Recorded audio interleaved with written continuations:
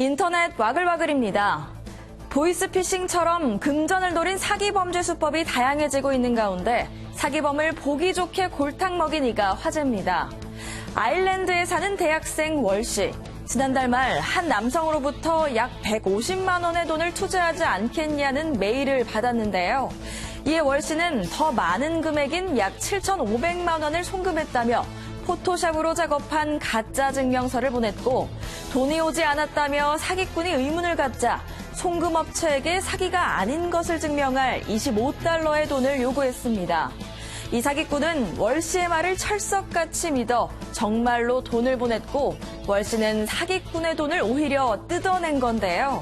이 돈은 암학회에 기부했다고 하니 이보다 바람직한 대처법이 또 있을까 싶네요.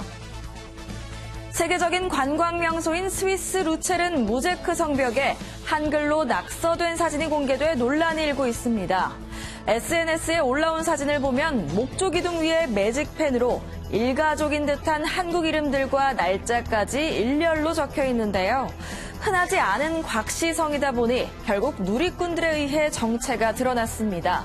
그러나 이들 중 한 명인 광모 씨는 그 당시 가족여행을 간 것은 맞지만 낙서는 기억이 나지 않는다고 주장했다는데요. 누리꾼들은 일부 이런 사람들 때문에 국가 이미지가 훼손된다며 비난을 쏟아내고 있습니다. 사회복무요원으로 근무하다 지난 7월 소집 해제한 빅뱅 멤버 탑의 연예계 복귀를 놓고 설왕설래가 벌어지고 있습니다.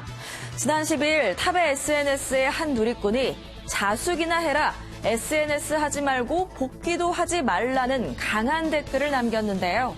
이에 탑은 저도 할 생각 없습니다라고 답변을 남겼습니다. 현재 탑이 남긴 댓글은 삭제돼 볼 수 없는 가운데 누리꾼들은 탑이 은퇴를 암시한 게 아니냐는 반응을 보이고 있습니다. 제19호 태풍 하기비스가 일본을 강타해 수십 명이 목숨을 잃거나 실종된 가운데 생필품 사재기에도 한국 제품은 불매하고 있다는 의혹이 일었습니다. SNS에 올라온 마트 사진 한 장. 텅 빈 매대 가운데 우리 제품인 농심 신라면과 곰탕면, 감자면만 덩그러니 남아 있습니다. 해당 사진을 접한 한국 누리꾼 사이에서는 한때 반일 여론이 일기도 했는데요. 이에 자신을 일본인이라고 밝힌 한 누리꾼이 단수 때문에 물이 부족해 매운 음식을 먹지 못하기 때문이라고 주장했습니다. 하지만 일부 한국 누리꾼들은 맵지 않은 곰탕면도 남아 있었다며 이의를 제기하기도 했습니다. 인터넷 와글와글이었습니다.